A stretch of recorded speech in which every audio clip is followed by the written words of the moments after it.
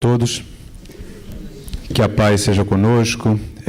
Como sempre, um prazer muito grande retornar a esta casa, atendendo ao convite, para conversarmos sobre o Evangelho de Jesus, sobre a doutrina espírita, essas lições que nos apontam o caminho para a nossa felicidade.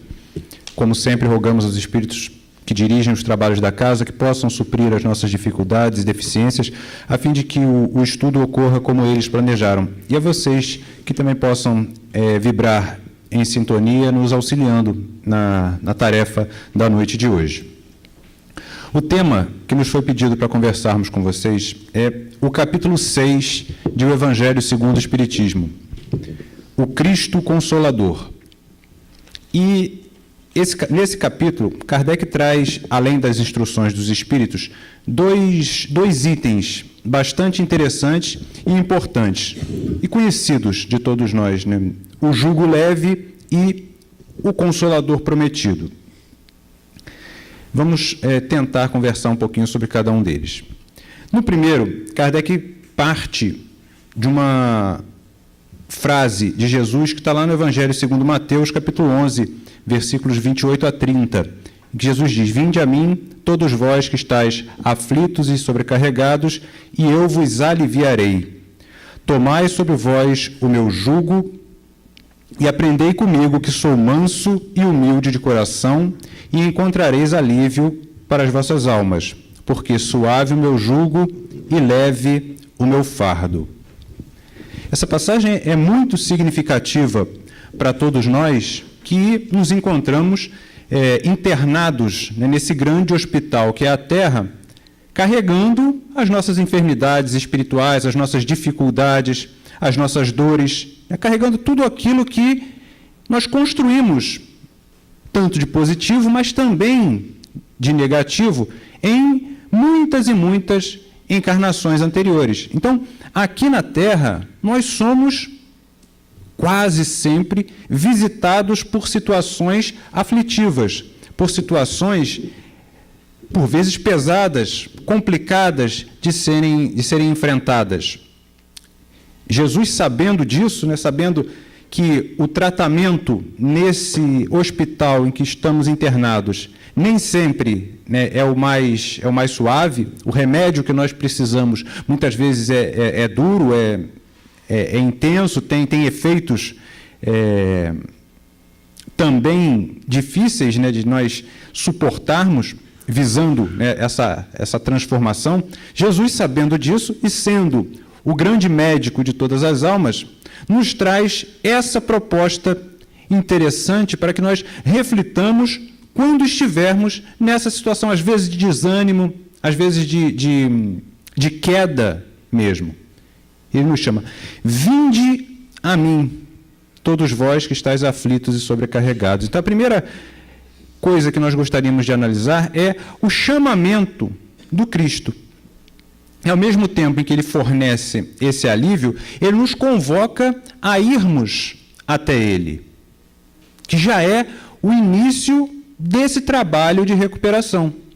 Para que nós obtenhamos, né, o alívio desejado, é imprescindível a nossa vontade. É imprescindível que nos disponhamos a ir até ele. Infelizmente, nem sempre esse trabalho é fácil para nós. Nem sempre nós temos a disposição para, de fato, nos levantarmos e nos aproximarmos do Mestre.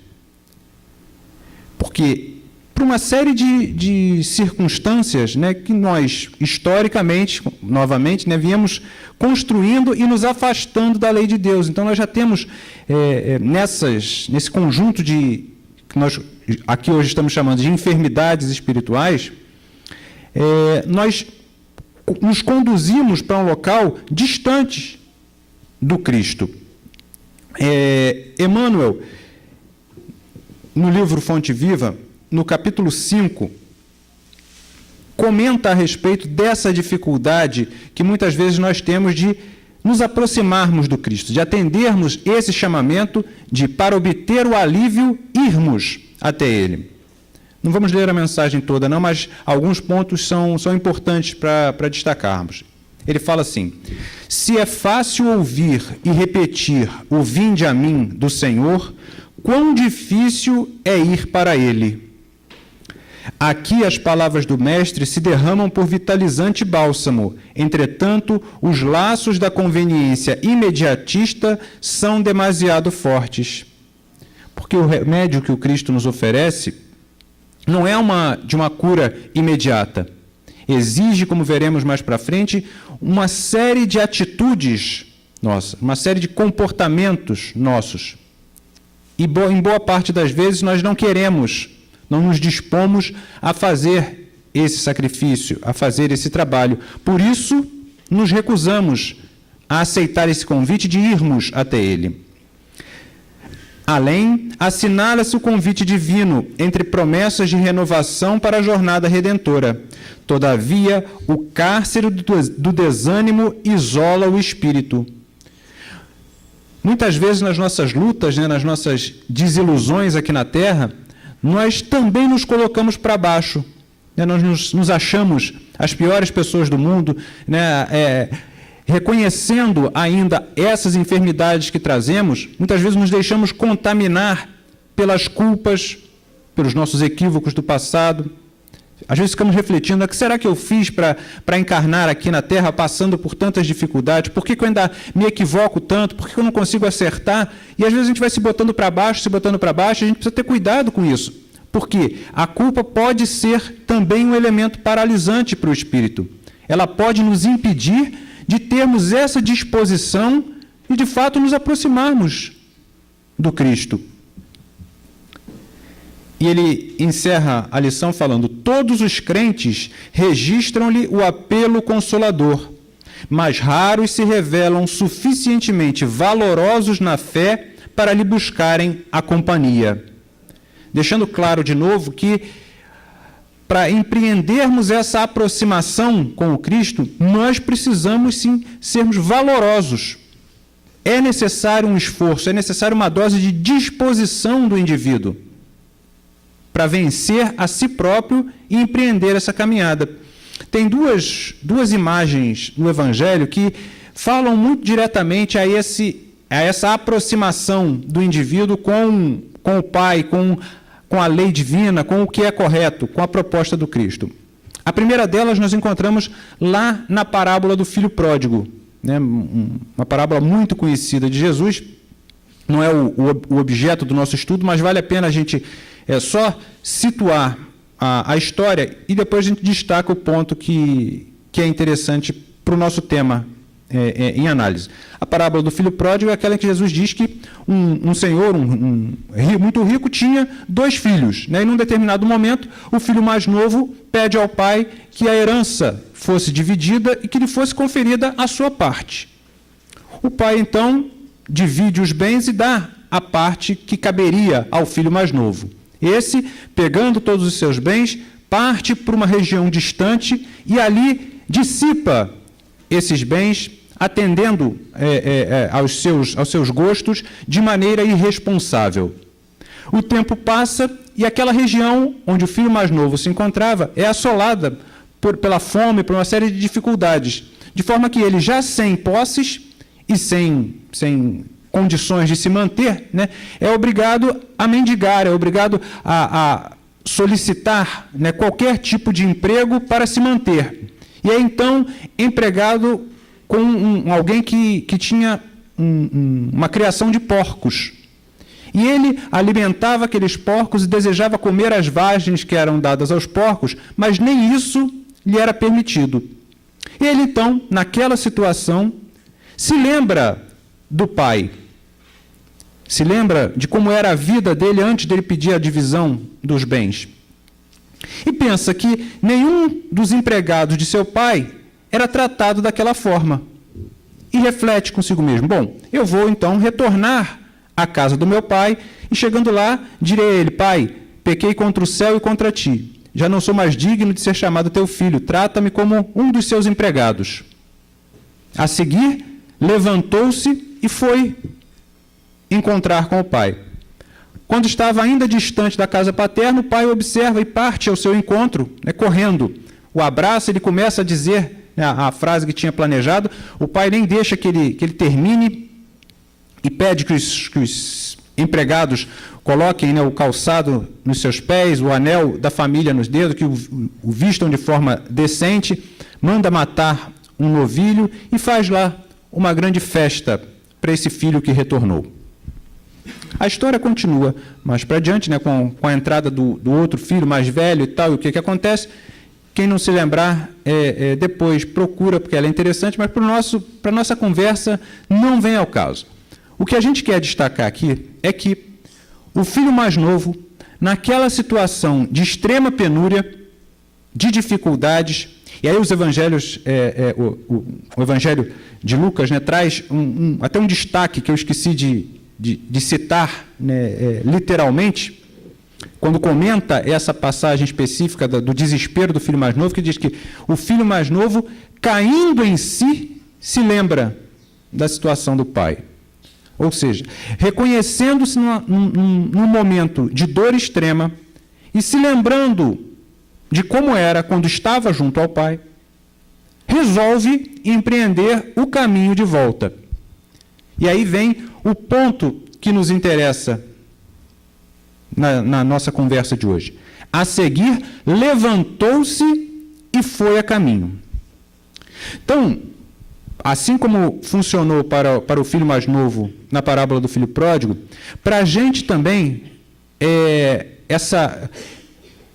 esse retomar da felicidade parte de uma série de atitudes do espírito, né? Diante da situação em que ele é submetido à dor, por efeito das suas próprias atitudes, e é o que acontece com todos nós que estamos aqui encarnados no mundo como a Terra, um mundo onde nós viemos para expiar as nossas escolhas incorretas do passado, aprender com essas escolhas e passar a ter escolhas melhores. Então, nós somos submetidos à dor. Assim como o filho pródigo. Né? Na história, ele pega tudo o que ele tinha e se afasta do pai, parte para uma região distante, onde gasta tudo irresponsavelmente. É mais ou menos o que acontece com a gente, né? A gente se afasta da lei de Deus e aí tem atitudes irresponsáveis, inconsequentes. E o resultado, a lei de causa e efeito, nos visita, como visitou o filho pródigo. E aí, naquele momento da dor extrema, ele se lembra do pai. E é muitas vezes o momento que nós vivenciamos, né? Nós refletimos sobre o nosso estado atual e que não queremos mais isso, né? Queremos construir a felicidade como espíritos imortais. E aí o filho pródigo dá a outra lição, depois de cair em si. Ele percebe qual é o equívoco que ele cometeu, tendo se afastado do pai. E imediatamente se dispõe a se aproximar de novo da casa paterna.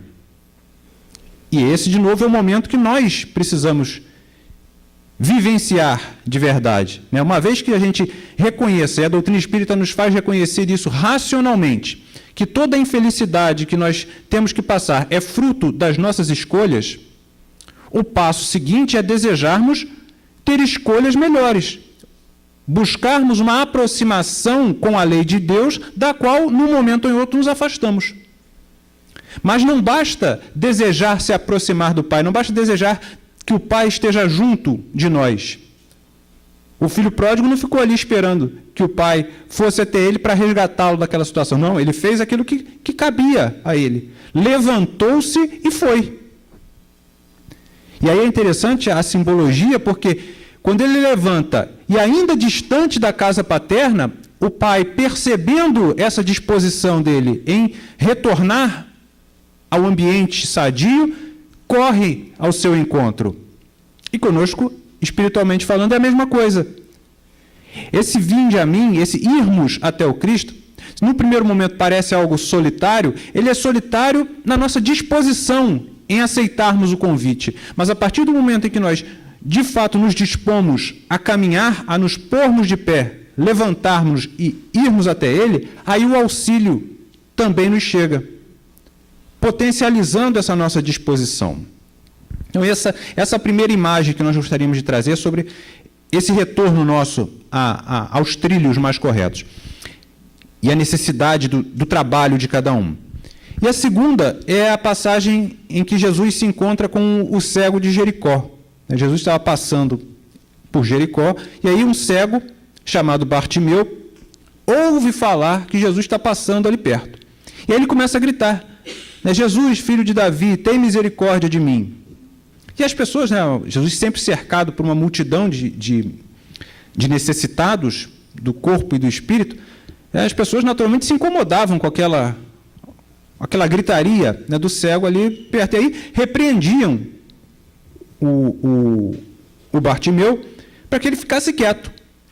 Mas ele desejava a ajuda do Cristo e continuou gritando, Jesus, filho de Davi, tem misericórdia de mim. Até que Jesus toma ciência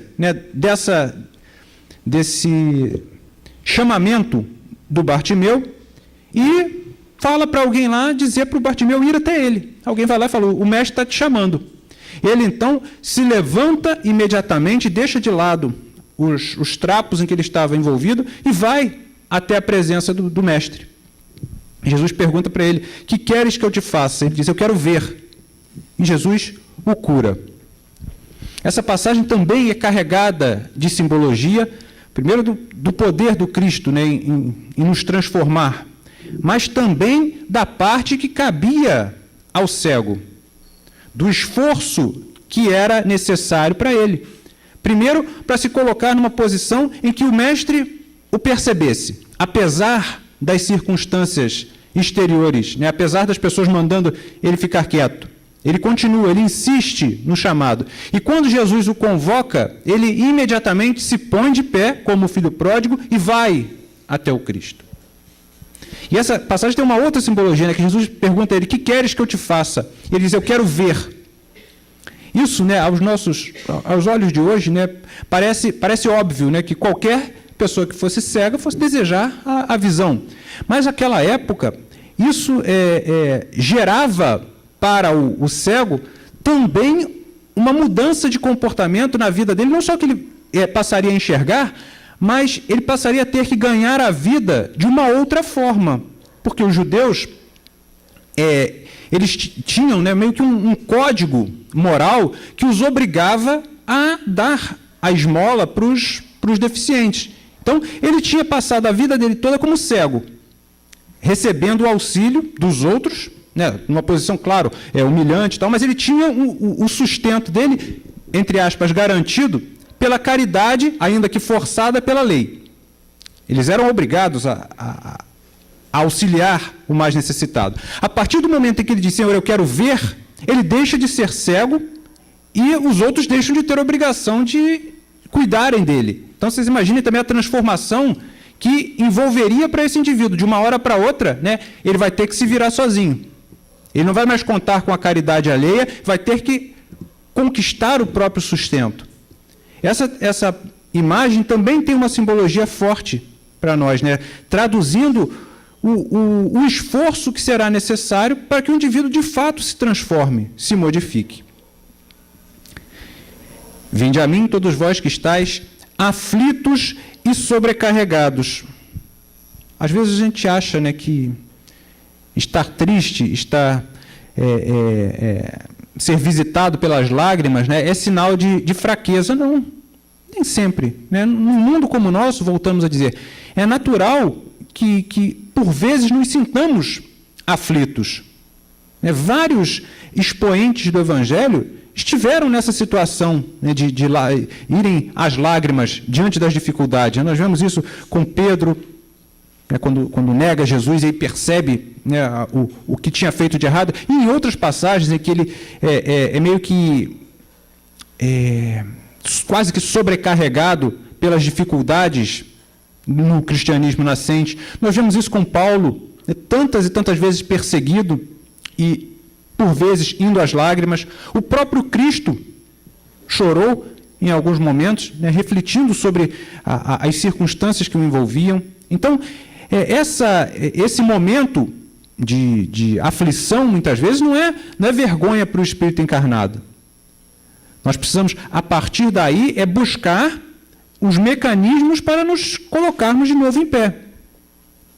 E ele diz: vinde a mim todos os que estão aflitos e sobrecarregados. A mensagem do Cristo continua a ecoar para todos os indivíduos. Todos nós, num momento ou em outro, somos, aqui na Terra, esses enfermos do Espírito, esses indivíduos que nos encontramos em meio às aflições. Nessa semana e na semana passada, fazia um estudo sobre diversidade e as dificuldades, muitas vezes, que os familiares têm em vivenciar algumas experiências de diversidade dentro do próprio lar, né, do exercício do amor. Às vezes, a gente conversava, por exemplo, sobre filhos autistas, filhos com síndrome de Down, filhos com esquizofrenia, e como é que isso, né, às vezes é complicado para aquele grupo familiar. E o autor que a gente estava baseando o estudo, que não era o livro não era um livro religioso nem nada, ele dizia uma coisa muito interessante, dizia que os pais, nessas condições, e acho que vale para todas, né, eles precisavam se convencer que o exercício do amor não está afastado, né, da carga de trabalho que muitas vezes isso dá. Então, não era vergonha para ninguém dizer que amava muito o filho ou a circunstância que estava naquela circunstância familiar e, ao mesmo tempo, se sentir sobrecarregado com aquilo. Né? A dificuldade, às vezes, sobrecarrega mesmo o indivíduo. Então, sentirmos-nos sobrecarregados pelas circunstâncias da vida também não é vergonha. Às vezes, nós achamos que não vamos ter forças. Achamos. A proposta do Cristo é, se você se sente dessa forma, ele nos convoca, né? Vinde a mim. E o que ele nos oferece quando nos dispomos a ir até ele? Vinde a mim que eu vos aliviarei. Interessante também que Jesus não promete a retirada das dificuldades, não promete isenção de trabalho para aqueles que se aproximarem dele. Embora muitas vezes nós desejemos essa situação. Nós gostaríamos, em muitas ocasiões, né, que fosse retirado de nós o trabalho que compete a cada um. Mas, e durante muito tempo, né, historicamente, o homem acreditou nisso. Né? Acreditou que haveria um redentor para fazer todo o trabalho que competia a ele. A doutrina espírita vem dizer exatamente o contrário disso. Né? Vem nos falar que a felicidade que nós esperamos é fruto do nosso trabalho, é fruto do nosso esforço. Assim como a dificuldade que enfrentamos hoje também é fruto da nossa escolha equivocada no passado. Mas, como falamos, historicamente nós preferimos, né, colocar no outro a responsabilidade. A própria religião, né, ocidental tem muito disso. Né? Nós, muitas vezes, se a gente for pegar a ideia lá do pecado original, né, Adão e Eva, influenciado por Eva, peca. E a partir daí, a humanidade inteira fica maculada e passa a sofrer as dificuldades. Então, nós sofremos porque alguém lá atrás errou por nós. E, ao mesmo tempo, com a vinda do Cristo, muitas vezes nós tivemos essa noção. Assim como alguém foi responsável pelo nosso desvio, vai ser Jesus o responsável pela remissão dos nossos pecados e pela nossa colocação num mundo mais feliz. Estamos terceirizando tanto a culpa quanto a redenção. Isso é completamente incompatível com a ideia de um Deus que seja bom e, sobretudo, justo. Então, não cabe nem a nós sofrermos porque alguém fez alguma coisa, nem recebermos algo de positivo porque alguém fez algo por nós. Então, o Cristo não nos oferece essa isenção. Ele nos oferece alívio. Vinde a mim e eu vos aliviarei. E esse alívio, esse auxílio, não nos falta jamais, desde que nos disponhamos a aceitar a sua proposta. Porque não basta nos aproximarmos dele para receber automaticamente o alívio. Essa frase comprida que a gente começou falando, muitas vezes nós interrompemos no meio. A gente fala, Jesus disse, vinde a mim, todos vós que estáis aflitos e sobrecarregados, e eu vos aliviarei. E para por aí. Só que não. Tem um complemento importantíssimo sobre como esse alívio vem. Quando Jesus diz, tomai sobre vós o meu jugo e aprendei de mim, que sou manso e humilde de coração, e encontrareis alívio para as vossas almas. Então, a obtenção desse alívio e desse fortalecimento que nós tanto queremos parte de um outro comportamento nosso, que é aprendermos com o Mestre. Aprendei de mim, que sou manso e humilde de coração, e encontrareis alívio para vossas almas. Então, o alívio também não é gratuito. Não basta a aproximação, é necessário entendermos a proposta do Cristo. É preciso que cada um de nós empreenda uma mudança de comportamento. E aí tem todo sentido com aquilo que a doutrina espírita chama, né, da lei de causa e efeito. Né? Se nós queremos um resultado diferente, se queremos deixar de colher frutos amargos pelas nossas escolhas menos felizes, escolhas afastadas do Evangelho, afastadas da lei de Deus, reforçada por Jesus, nós precisamos, além de entender que não fizemos as melhores escolhas, precisamos passar a ter outras escolhas.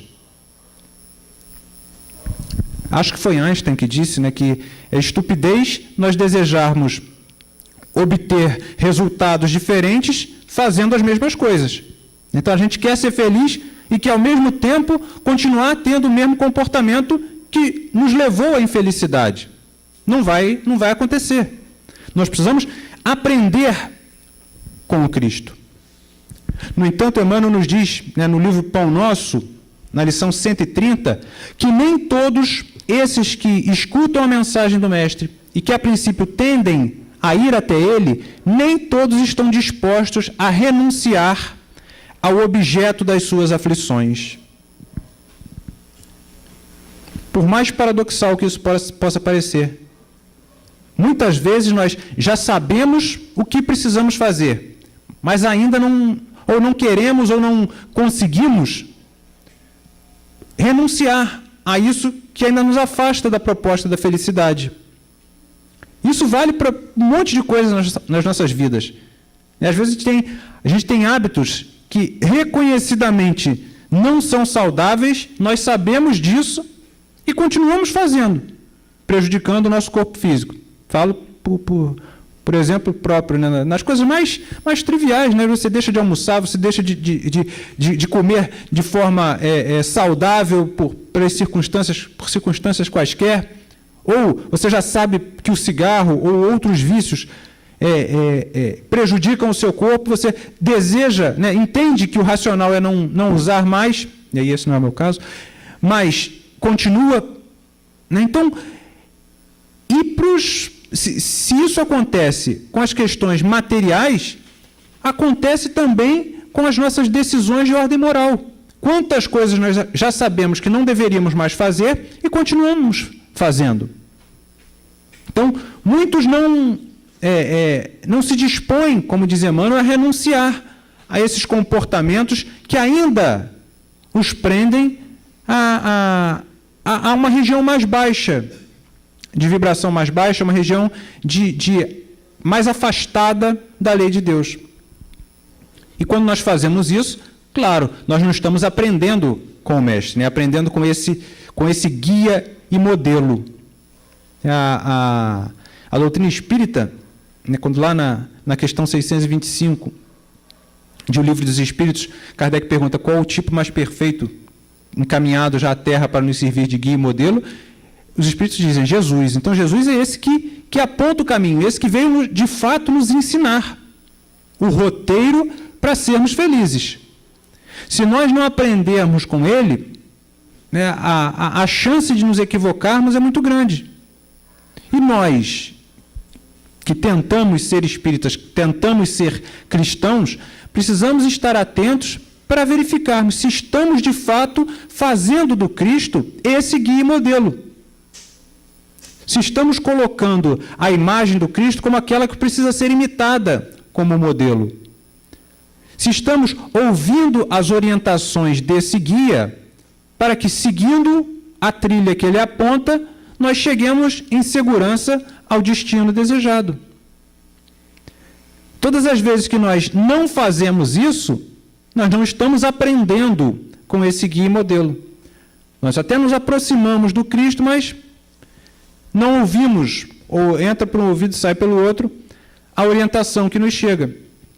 E aí qual o resultado disso? O alívio que nós poderíamos ter, o fortalecimento que poderíamos receber, acaba se perdendo.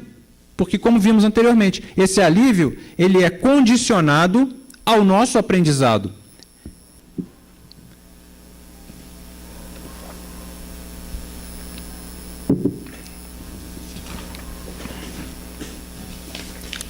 Depois Jesus vai falar mais diretamente sobre alguns aspectos que nós deveríamos aprender com ele. Aprendei de mim que sou manso e humilde de coração, e encontrareis alívio. Então ele fala da necessidade de nós domarmos os nossos impulsos, os nossos sentimentos mais agressivos, para nos colocarmos em condições de receber esse auxílio. Jesus já tinha comentado lá no Sermão do Monte a respeito da necessidade de sermos mansos. Quando diz, bem-aventurados os mansos, porque herdarão a terra. Que terra? A terra, e aí a gente pode fazer uma análise à luz da doutrina espírita, a terra transformada num mundo melhor. Nós sabemos que o planeta está mudando já há algum tempo, desse mundo de dor e de dificuldade para um mundo mais feliz. E aqui habitarão espíritos compatíveis com esse mundo, espíritos merecedores desse estado de permanecerem não mais num hospital, mas numa morada de menos dor. O que Jesus nos fala? Felizes serão aqueles que vencerem a sua agressividade, porque esses herdarão essa terra transformada. Esses alcançarão a felicidade. Então, é imprescindível, de novo, aprendermos com ele, colocando em prática essas lições. Em vários momentos do Evangelho, nós vemos Jesus fazer essa orientação de nos acalmarmos, nos tranquilizarmos, de evitarmos revidar o mal com o mal. Quando Pedro, tentando proteger Jesus no momento em que ele é capturado para ser levado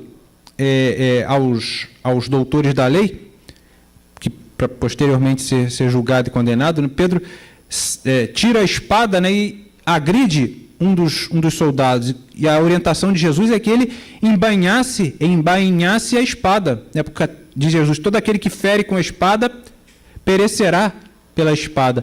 Ele não podia falar claramente das reencarnações daquela época, porque eles não entenderiam como nós entendemos hoje, mas já deixava ali a semente da lei de causa e efeito. Toda agressão tem um resultado. Quando Jesus orienta que nós dessemos a outra face, quando agredidos, é exatamente para isso, para que não aumentemos esse ciclo de violência em cima de violência.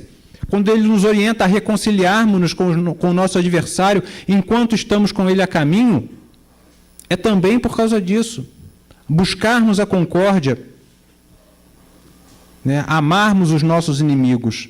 Uma proposta dificílima, mas nós precisamos tentar colocar em prática. Nós precisamos tentar ser essas pessoas mais mansas, mais humildes. É difícil? É muito difícil. Porque o mundo parece cada vez mais, numa ebulição cada vez maior. Os conflitos, as violências, as agressões, as intolerâncias, tudo isso ao nosso redor. E o cristão precisa ser diferente.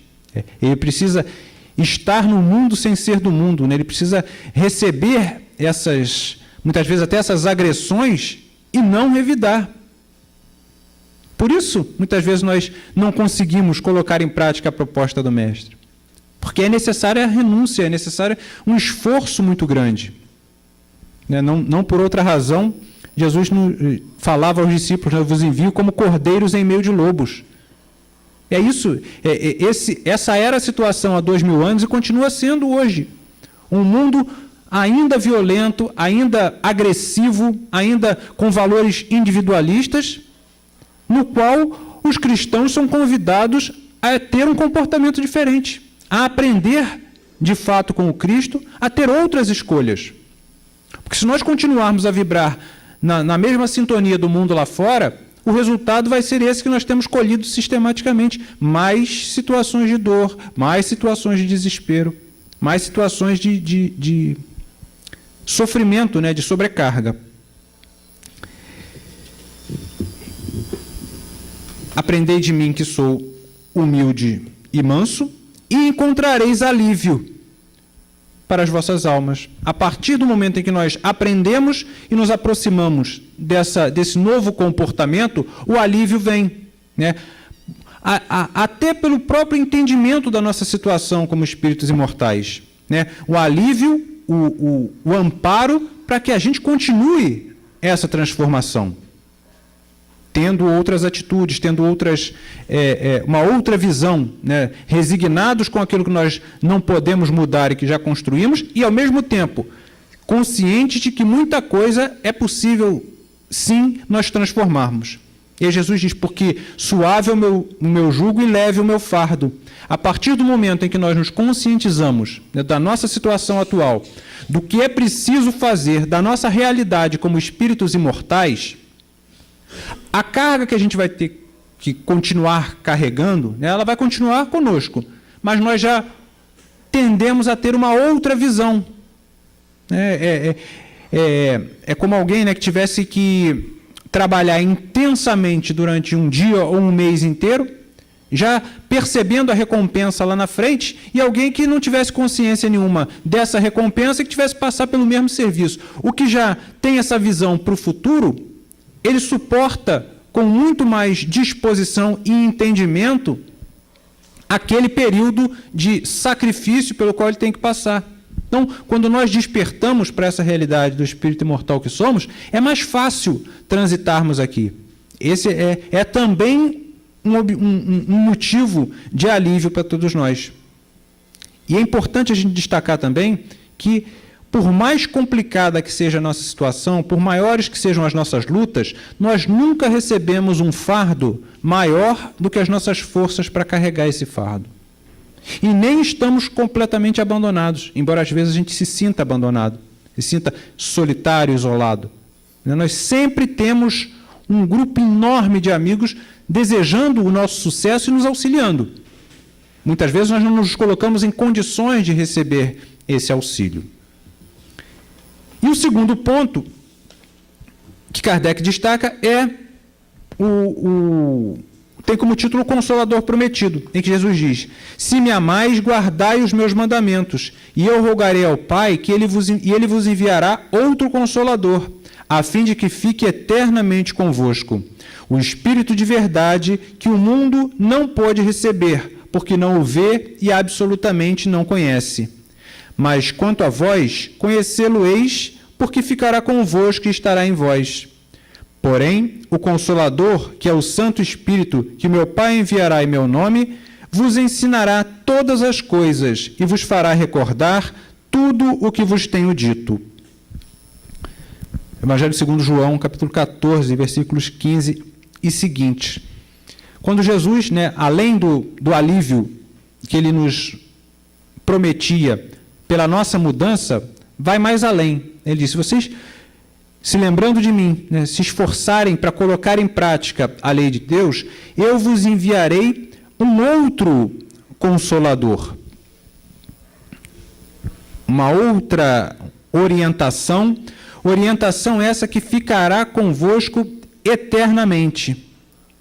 É interessante que algumas religiões cristãs entenderam historicamente esse outro Consolador como o advento do Espírito Santo, no Pentecostes, e aí depois fizeram aquela junção da Santíssima Trindade, do Pai, o Filho e o Espírito Santo, como sendo uma representação do próprio Deus. racionalmente, né, a doutrina espírita nos convida a refletirmos sobre isso e sobre como que não tem muito sentido essa interpretação. Primeiro porque Jesus fala que enviaria um outro Consolador mais adiante. Ele diz assim, porque atualmente o mundo não o pode receber. Ora, se Jesus, né, o ser mais perfeito que encarnou aqui na Terra, falava com os discípulos, naquele momento eles não estavam aptos a receber a mensagem, por que alguns dias depois dele ter morrido, eles já estariam preparados para receber esse Consolador como a figura do Espírito Santo, entre aspas, né? O mundo não estava apto a receber o Consolador prometido, porque eles não estavam, nós como espíritos, não estávamos suficientemente amadurecidos àquela época. O Cristo deixou uma série de orientações valiosíssimas de ordem moral para nós, mas não pôde falar tudo, porque nós não tínhamos a capacidade de absorver todos os ensinamentos. Então, em vários pontos, a mensagem do Cristo tangencia orientações que mais tarde esse Consolador viria esclarecer, viria espalhar. Esse Consolador ensinará todas as coisas e fará recordar aquilo que eu disse. De novo, não faria sentido que logo depois da morte de Jesus, os discípulos tivessem esquecido o que ele falou, né? É uma ideia de que seria necessário um decurso de tempo onde Jesus, sabedor das nossas dificuldades como seres humanos, entendia que, muito provavelmente, nós nos esqueceríamos da sua mensagem e, mais, possivelmente, distorceríamos essa mensagem, como de fato fizemos. Nós, historicamente, transformamos a doutrina do Cristo em algo que é essencialmente o exercício do amor, em um instrumento, né, de dominação, um instrumento de imposição de ideias.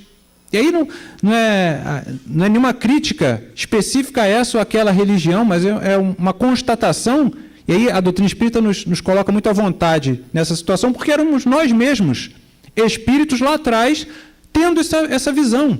Então não é culpa dos outros, é culpa nossa termos distorcido a mensagem do Cristo. Então, sabedor disso, sabedor que nós esqueceríamos o que ele falou, distorceríamos tudo isso, Jesus nos promete um outro Consolador, que viria nos lembrar aquilo que ele falou, e mais do que isso, ele viria esclarecer todas as outras coisas, acrescentar outras orientações. E que Consolador é esse? A doutrina espírita nos ensina que o Consolador prometido por Jesus há 2000 anos é justamente o Espiritismo. É o Espiritismo que, estando a humanidade suficientemente amadurecida para receber a nova orientação, já tendo passado, né, por séculos e séculos de dificuldades, de dores, até de reflexão sobre o seu estado, estando amadurecido intelectualmente e apta, né, moralmente para receber a mensagem do Cristo, vem a doutrina espírita representar e confirmar essa promessa do Mestre, trazendo para nós, e aí a gente começa a ver a promessa do Cristo no Evangelho segundo João e o que de fato a doutrina nos apresenta. Então nós vemos, vem lembrar tudo o que eu disse. A doutrina espírita nos convoca à observação da lei de Deus. A mesma lei que o Cristo nos esclareceu tão bem. Moralmente falando, a doutrina espírita não traz nada de novidade, nada que não tenha sido lá atrás apontado como necessária para a nossa evolução por Jesus. Moralmente falando, a doutrina espírita, a moral espírita é a moral cristã. Basta que a gente leia, né, o Evangelho segundo o Espiritismo, a gente chega a essa conclusão. Então, ela vem, sim, lembrar aquilo que o Cristo nos ensinou. E vem abrir os nossos olhos à nossa realidade atual, ensinando aquilo que ele não podia falar, deixando mais claras as noções de reencarnação, da imortalidade, né, do espírito, da construção da própria felicidade, aqueles pontos em que o Cristo deixou ali uma sementinha por não poder falar tudo. Se hoje ainda é complicado, né, a mensagem espírita ainda não frutifica como devia frutificar nos corações dos homens, porque muitos ainda não compreendem, porque muitos ainda se recusam a tentar racionalizar a própria fé, imaginemos há 2000 anos. É claro que essa mensagem seria plenamente descartada, mas nós já nos colocamos numa posição de receber essa orientação e, à luz da razão, tentar uma nova compreensão. A doutrina espírita é também esse consolador prometido por Jesus, porque ela nos conscientizando da nossa realidade como espíritos imortais, de fato nos consola. Ela faz com que nós não tenhamos uma visão apenas para as coisas atuais, que seria desesperador, né? Se nós não nos enxergássemos como espíritos imortais, a chance de nos desesperarmos ante as circunstâncias que nos envolvem, as chances seriam enormes. Caminhar aqui na Terra sem a certeza da imortalidade da alma, sem a convicção de que existe um propósito para tudo isso, deve ser muito difícil. Então, o simples fato de nos reconhecermos como espíritos imortais, de nos reconhecermos a caminho da felicidade, já é um consolo.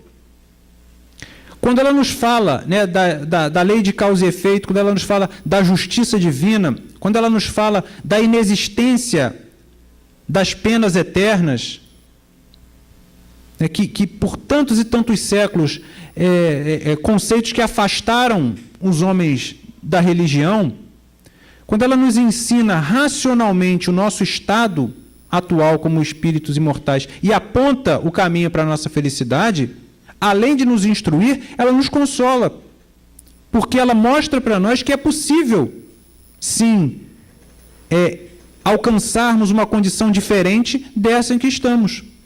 É plenamente possível. Quando ela aponta uma causa justa para nossas aflições e um fim útil para essas aflições, ela representa esse Consolador prometido. Então, nós estamos já, há mais de 150 anos, na presença dessa terceira revelação, que é também, como a mensagem do Cristo, transformadora. Ela modifica, ou deveria modificar, o nosso comportamento diante do mundo. Mas, lembrando da passagem do Vinde a mim, conhecer a mensagem por si só não vai resolver os nossos problemas. Nós precisamos fazer com que ela, de fato, produza algo nas nossas vidas. A doutrina espírita é, de fato, esse Consolador prometido. Ela nos coloca de pé, até nas questões de mais dor que os indivíduos têm, a perda de entes queridos e tal, com a comunicação entre os dois planos, de forma mais explícita, a doutrina espírita nos esclarece, nos demonstra a imortalidade da alma, nos consola também nesse sentido. Mas isso por si só não vai bastar para nós. Nós precisamos, pegando esse conhecimento, fazer com que ele de fato nos transforme, aprender com tudo isso. Porque se a doutrina espírita por um lado, esse consolador, é essencialmente uma doutrina que nos acolhe, né, e nos conforta e nos coloca de pé. Por outro lado, depois de nos colocar de pé, ela nos aponta uma trilha enorme e diz: você precisa seguir isso. Você precisa caminhar com as próprias pernas. Né? E essa é a encruzilhada em que nós nos encontramos. Né?